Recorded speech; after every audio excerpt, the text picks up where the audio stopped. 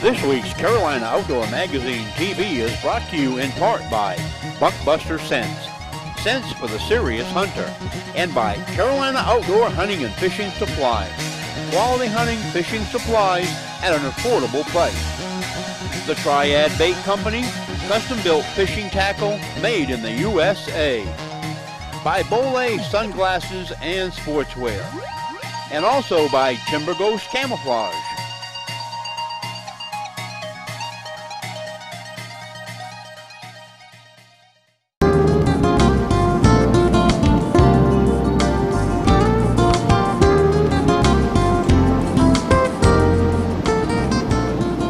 Welcome back, folks. If you're just tuning in, today we're in Georgetown, South Carolina, fishing with a gentleman that not only knows the backwaters of Georgetown area practically blindfolded, but can also flat out put you on the redfish and trout.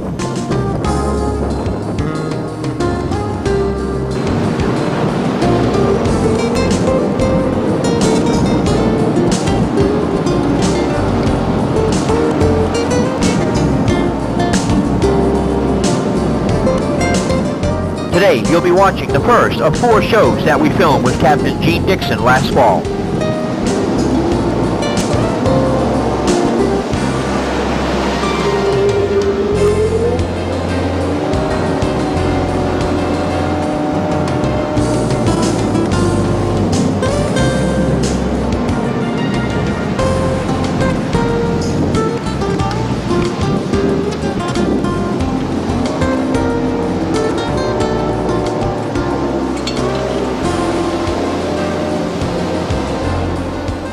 If you're ever in the Georgetown area and you want a fishing experience of a lifetime, then you'll want to give Gene a call. We found him not only to be a good guide and experienced fisherman, but an excellent teacher of the sport. Let's join Outdoor Sportsmen's Television's Jim Carr and Gene Dickson from Delta Guide Service for a learning redfish experience.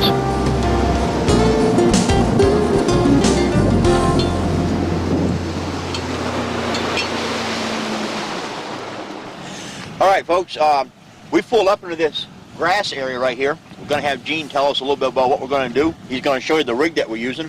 What do you call that there, Gene? Is that a... This is a 1/4 ounce lead head jig. Okay. With a curly tail, soft plastic body on there. All right.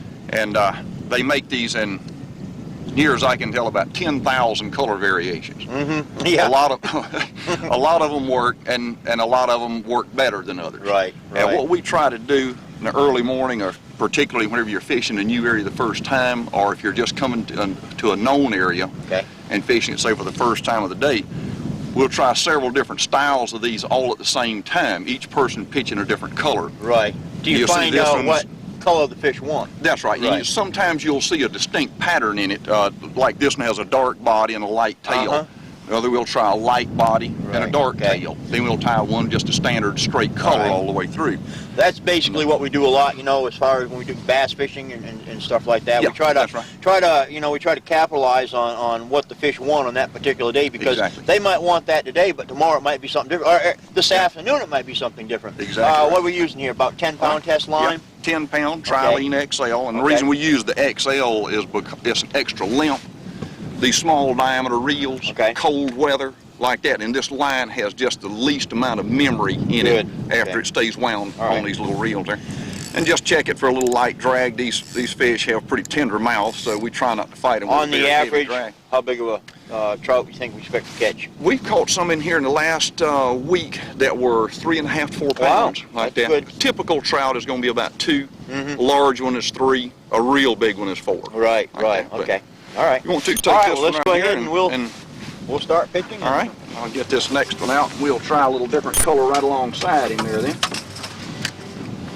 And right up close to the grass. All right. And you want to, what, going to just throw them out, reel them in like retrieving a bass lure, or do we want to jig them or pump them? A little jig in action on it. And generally you'll feel the whack on it whenever that fish hits it. A lot of times they'll do it on the drop. You know, you'll twitch it up a little bit, and as you start to let it fall back down, you'll feel that hit.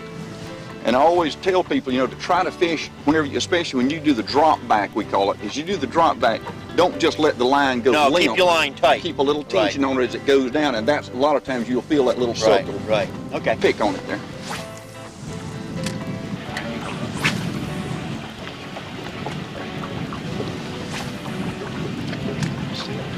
fish striking along in here. I don't want to. There you go. That one? Yeah. All right. Trout. Right up under you there too. Yeah. Right around the backside. You're pretty good one there. Feel that well, yeah. All right, Yeah. Get your good little right there. Feel that hard jerk. Right. That rod tip. It'll be smooth for a minute, and all of a sudden you'll bear down on it there. Something right there. I'll see if I can. I'll work Catch on this another one there. here while Yeah. you're. Now, if you can use that trolling motor there, Yeah. the bow kind of turns right up in there. No, if you ever use one of these boga grips. Yeah, they're a nice thing. Is that the one? That's the one that's a scale and a grip at the same time. That's right. Yeah, has a scale on there that goes up to 30 pounds. And I don't believe this red here is going to test the 30-pound mark. No, I don't think so. Might test the pound mark, but not the 30-pound mark for sure. All right, big Them boy. redfish though, they're a lot of fun.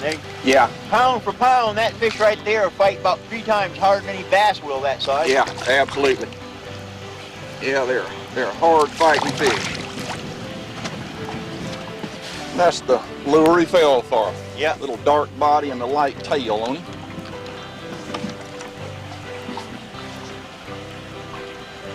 But I don't know why we don't catch many large reds up in this little grassy section right here. Uh-huh. They're a typical red that we catch is going to be just about this size or a little smaller. Right. There. Big ones may not be working up in here right Yeah. now, or Yeah, we'll go to an area here just in a short while. The next little stop will be in an area where we catch the bigger ones. uh-huh. Rarely ever catch small ones in there. Quit, I have these jigs for sale. Oh, back here. okay, all right. $9.95 a piece. All right. The man's going to keep the secret weapon now, everybody. There we go.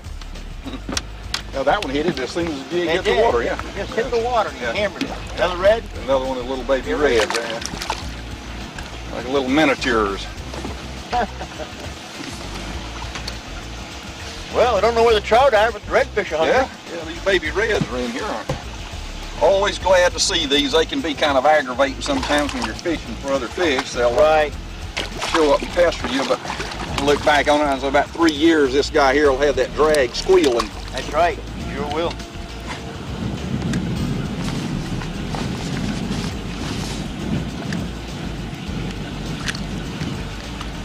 That one there.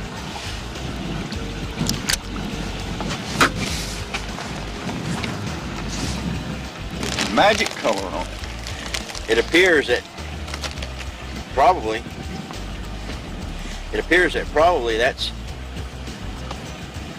That could be just pure skill and training. well, might yeah. be doing. Yeah, it could be that. I can see what I'm in for today, everybody. It could be have a lot to do with it.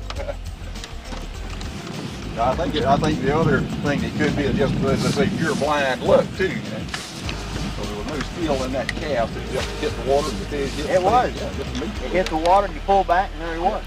Just like that. Oh, come on. Yeah. Are you serious? I'm serious. I can't help it. Well, folks, They won't quit biting this bait. it doesn't matter who catches the fish today, does it? We'll just let Gene catch fish and I'll talk. I'll run the trolling motor. How's that? Another one is a little red. Now you can see right where he's hitting. You see that slick water, Yeah. right where the outpouring of that little creek is. They're right on the edge where that creek's coming out. Just in that little slack water. It's almost part. like they're sitting there waiting for bait to come down through there and grab it. Little shrimp coming out of here this time of the year. There he is. Seems like you're 3 up on me right now. Hey, the day is just getting started. Right? That's a little humbling experience for the guy out there. Just the way he goes, you know. Yeah.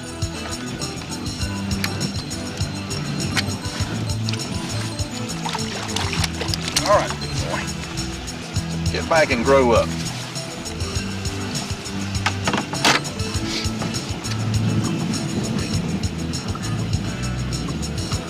Another one in that little hole there. Getting up here.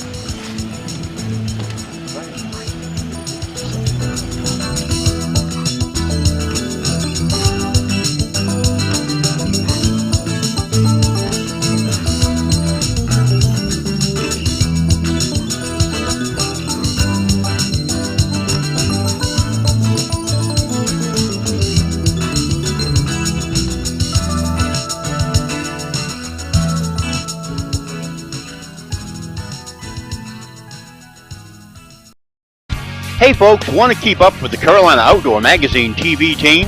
It's an easy thing to do. Just like us on Facebook at Carolina Outdoor Magazine TV. And you'll be able to keep up with the behind-the-scenes clips, bloopers, news and videos, and a lot more. So what are you waiting for? Like us today. Well folks, welcome back to the show. If you're just tuning in, we're fishing with Captain Gene Dickson from Delta Guide Service down here in Georgetown, South Carolina. Before we went on a commercial break, we were fishing out in the outer part of the intercoastal waterway. We've moved back into some rice fields. We'll cut away to a shot here where you can see these rice fields out here. And this is just a vast amount of acreage. What would you say this is? It's actually in 9,000 acres. Yeah, it's in the thousands of acres. It's more easily measured in square miles. There's probably 20 square miles of it right in this general area, literally from horizon to horizon. And this is just a haven for wildlife. I mean, you know, to survive in here and for a refuge.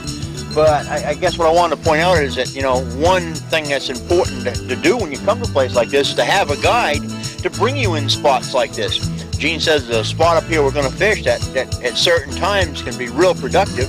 We're kind of in stealth mode right now, going to move up here and try it. But, you know, if you want to come down and get into a place like this, you can almost, you virtually get lost out here if you didn't know where you were going. There's so many canals and so many channels out here. So before you get into a situation like this, you come down here, call a guide, call Gene, and come on down here and book a trip. And he can take you out to places like this. It'd probably make a lot better day for a person to spend less time trying to find their way in and out than it would be to spend more time fishing, wouldn't they? Absolutely.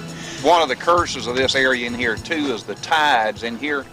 Where at the ocean, you may have a 5 to 6 foot tide on a day-to-day basis. Right. This area in here is so restricted that the water can't get in and out on a regular tide schedule. Oh, okay. So you'll find that the tide variation in here is 1 to 2 foot. Wow. But okay. We're in about 2 foot of water right now at high tide. Okay. So you can picture about mid-afternoon, right. It'll be so low that you literally cannot float the boat in a lot of these places. So you got to get in and out of here at a certain time and know when to get in and out of here before you get caught up. So. Exactly right.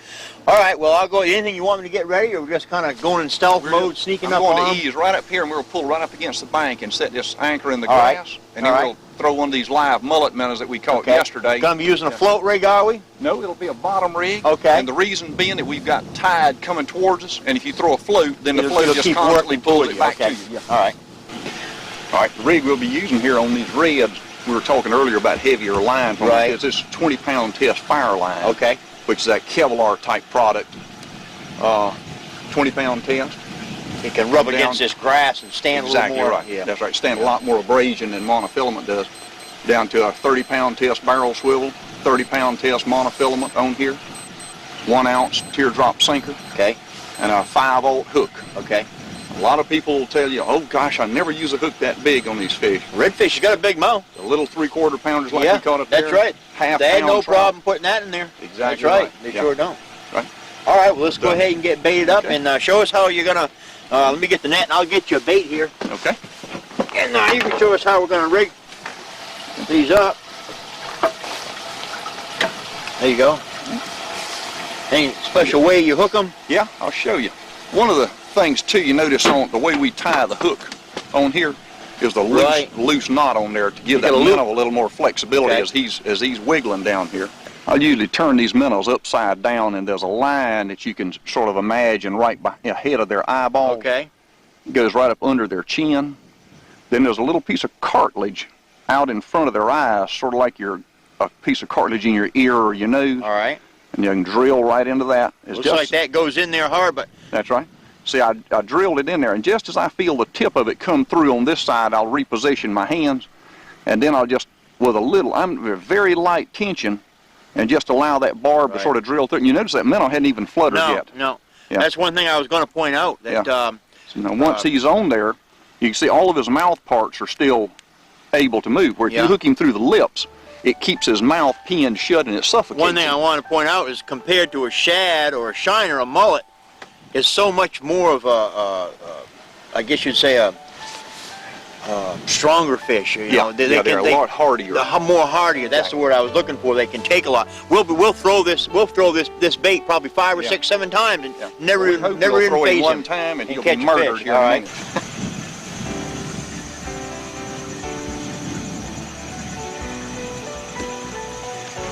Do you find, Gene, that the weather affects these type of fish fishing in salt water like it does freshwater fish, like your cold fronts? I'm sure it affects them some, but yeah, not to a spot where I would cancel a trip just because a cold front was coming or something like that. Okay. Same thing with northeast wind. We sat in a little area near here a week ago. It was blowing 25 to 30 out of the northeast, pouring down rain. We caught 14 reds. Wow. They were anywhere from 3 pounds up to 15 pounds. I guess it's because these fish have to be fighting currents and tides all the time, so they've got to feed a lot of the time just to sustain their energy to fight the changing water conditions. That's so I guess it wouldn't be like bass fishing where you get a cold front coming in and virtually shuts the fish right down. One thing about the bass too is they're a lot more accustomed to traveling in depths. Right. These guys here are basically shallow water 90% of their life. Redfish. That's what reds are. Okay. And when they get to the spot where to them deep water is 3 foot. Oh, okay. I didn't realize. Yeah. What about in the wintertime? January, February, same thing. Same thing. We'll catch them right up in this water. And one of the things you can use a thermometer. The last boat I had a thermometer I had built in on it, so you could just watch the depth with the depth finder. You could watch it all the time. This one I've got a little manual one that we use. But you'll find many days on rising tide up in the middle of the day that the water up on these flats will be 5 to 10 degrees warmer than the water out in the main channel. Right. And those reds, it's just like a person snuggling up to a fire. They'll be packed right against the edge of that rising water that's coming in like that. As the water comes on that warm mud, it absorbs the heat out of the mud. That's right. Which has been exposed. Same with this grass. So it's just there we go. It's just natural. It's just natural for them to be in a warmer place. That's right. Yeah, they look for warmth just like we do. Not a very big one, but but we got something coming in the boat here. Well, let's just say he'd be a right smart, worthy opponent, that's for sure. This is where that fire line comes in handy, doesn't it?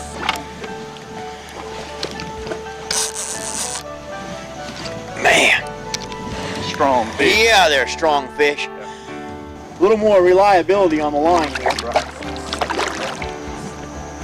All right, there you go. This is only about 2 feet of water here. Yeah. Fishing in, folks. The reason we're using fire line, like Gene explained to you, is because as you can see we're in a lot of grass here, and it'll just cut that monofilament right up. I can see what you were saying about holding your line tight there, because he hammered it. Yeah. He hammered it about 3 times, and off he went. Got that little big bony part there. All right. There's your Red fishing, Georgetown, South Carolina. Gotta love it. It on 5 pounds. All right. Way to go. This one you'll notice a bit. Fish. Yeah, see this one now with that 20-pound test line, you got him in so quick. See, all he wants me to do is just turn him loose. He doesn't need any resuscitation at all. Right.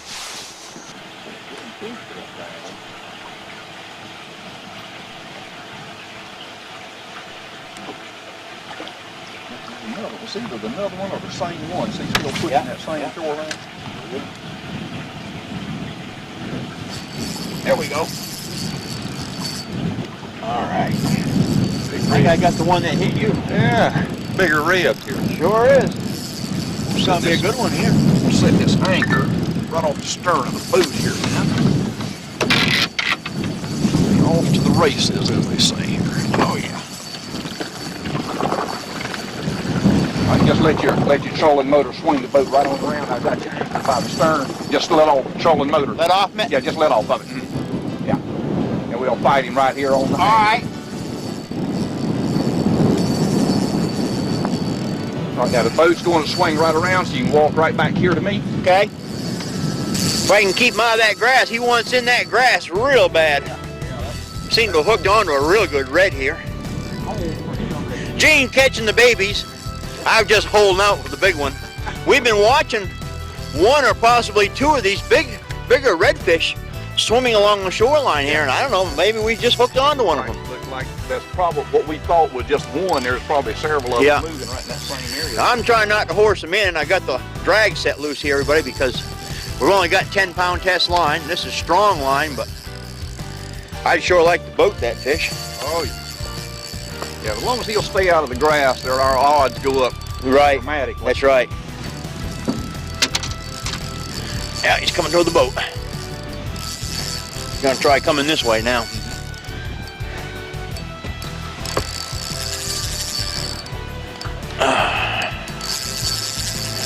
Haven't seen him yet. Yeah. He keeps busting the water, but I haven't actually seen him.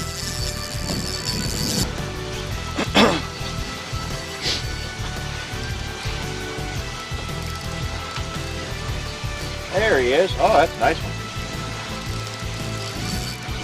Yeah.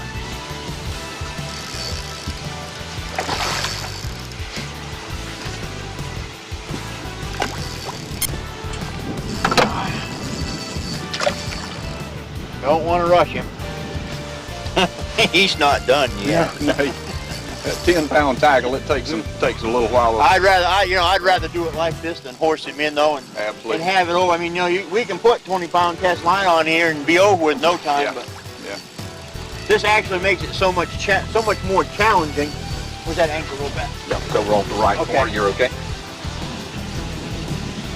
So much more challenging. Nice fish. Good 7 or something. Sure. You know you got max tension on it then, don't you? Yeah.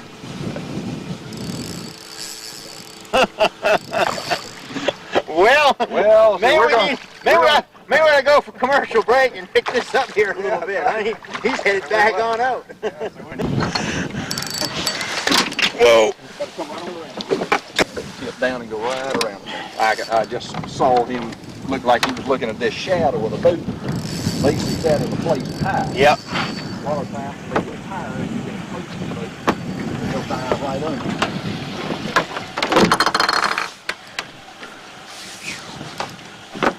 One of the other things I always caution people on too is when you reel the fish up, try to leave about 6 foot of line open between the tip of the rod and where the fish is.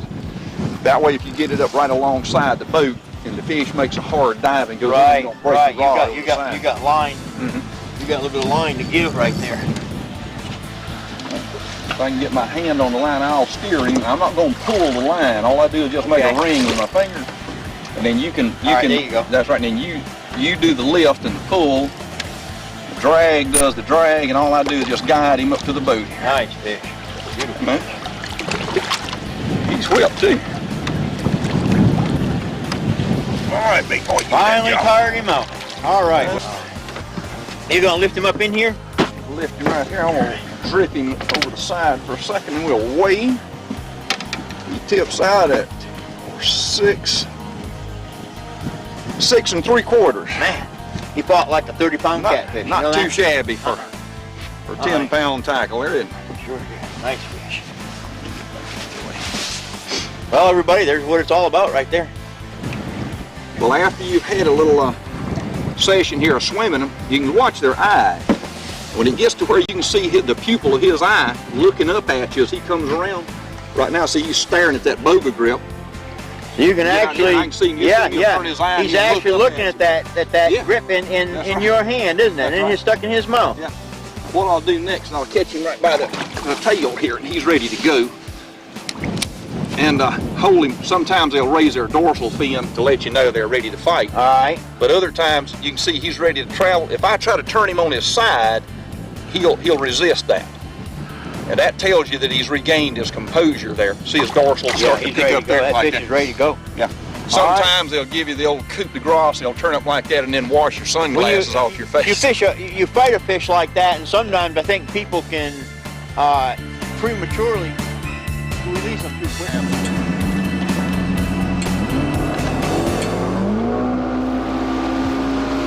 Well, folks, that closes another exciting show.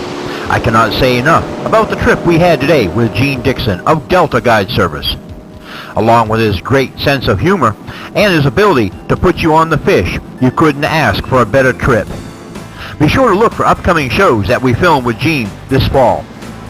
And if you'd like to book a trip, it's an easy thing to do. Just call Captain Gene Dickson at Delta Guide Service at 843-546-3645 or check out their website at www.deltaguideservice.com. Well, folks, thanks for watching. Hope you enjoyed it. We'll catch you somewhere next week in the great outdoors when we do it all again.